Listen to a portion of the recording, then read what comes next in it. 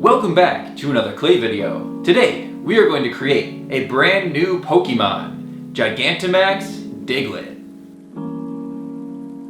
I think the amount of Gigantamax Pokemon they created was sort of weak, and there's a lot of missed opportunities for Pokemon that really need a Gigantamax form.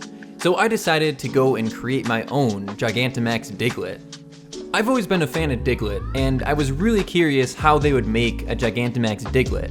So since Diglett always comes out of this little hill or rock pile, I figured Diglett should come out of a mountain instead. So I'm going to use some foil to make the shape of this mountain.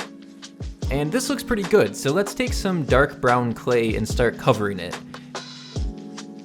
The reason I'm putting this big lump on top is to make a gap between the foil and the clay on top, since we need to make a hole for Diglett to go inside of.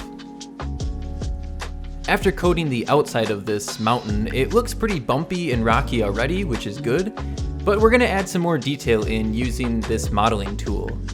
I went for basically just a bunch of stripes going down the side, but I think this looks a little bit too empty, so I decided to add in some diagonal ones as well. And I think this looks pretty cool, so let's add in some texture using our trusty toothbrush.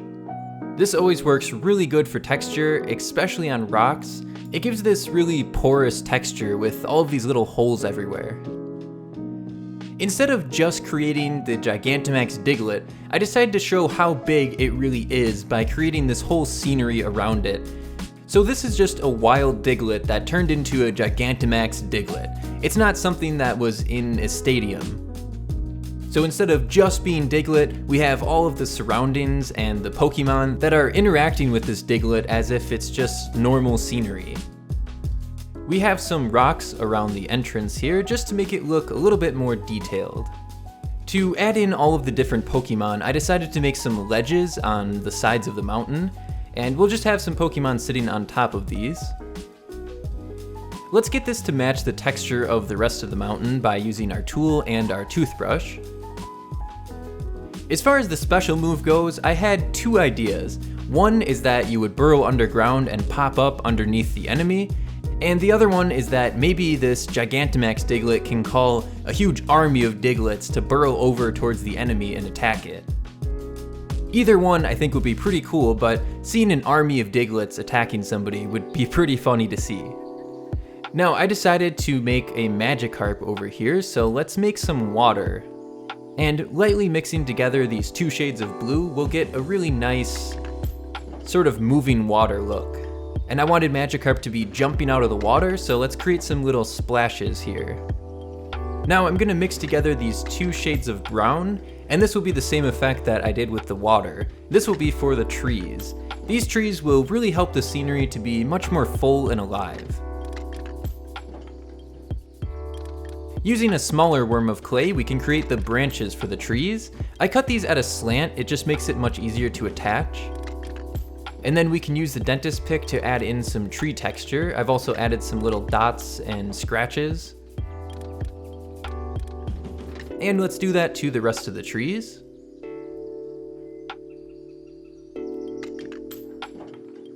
Now the trees are missing their treetops, so this is the method that I always use to create trees, and I think that it works really good. We just roll all of these balls together and it creates a nice little treetop. Those we will have to add after baking since they're a little bit too heavy for these tree trunks. So let's go on to the top where Diglett is going to be popping out of. This is why I added that extra chunk of clay at the top. I'd say next to Ditto, Diglett is one of the easiest Pokemon to create. He's very simple in design, but also very appealing. We need some little holes on the top for the white part of the eye. And some white clay in there. And Diglett is ready to go into the mountain. Now let's start creating all of the different Pokemon that are going to be in the scenery. First, I'm going to create this Magikarp, which I think is definitely the most detailed of all the Pokemon I made. In the back we have this little wrapping around the tail. and we'll use pretty much the same design to create the side fin. Now, since Magikarp is going to be flying in the air, we only really need to create one side, which is kind of nice because it would have been hard to not mess up the details on this side while creating the other side. Our final detail is these little whiskers. Let's move on to creating Electrode. This Pokemon has a fairly easy design, and that's a lot of the reason why I chose this one. I feel like Electrode is one of those Pokemon that has a pretty nice, appealing design, but I would never use it to fight on my team. We have some crazy eyebrows on the top. And let's create Ditto. Again, one of the easiest Pokemon you could possibly create with clay. We just need some black for the eyes and the mouth. And you can see just how tiny this little Ditto is. Now, we made that little cave in the front, and I wanted something to be flying out of it. And we don't have too many options for things that fly out of caves, so I decided to go with Zubat. There's also Golbat, the evolved form, but that's not very appealing, so we're gonna go for Zubat. Now let's create the wings, which we'll have to attach after baking since they're going to be very heavy for this tiny clay figure.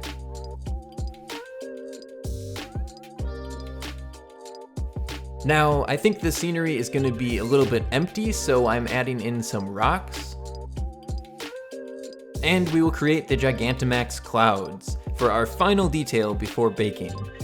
Every time a Pokemon Dynamaxes or Gigantamaxes, you always see 3 of these clouds floating around the Pokemon.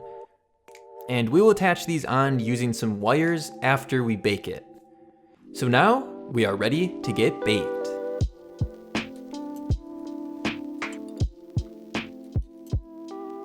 After baking, we can take some super glue and start attaching everything together, starting with the wings on Zubat. And the trees in the forest. And now that I think about it, it would have been kind of cool to see a Metapod hanging down from the tree. I'm using this thumbtack to make a little hole for the wire, and we'll make Zubat floating on there. We have the Pokemon sitting on the ledges, Magikarp flopping out of the water, and now we can use the tack again to create some holes for the clouds by Diglett. I'm using a very thin wire since these clouds are very light. This red marker is very helpful in hiding the wires. Now we can add the clouds onto the wires for our final detail. And here it is, Gigantamax Diglett from Pokemon.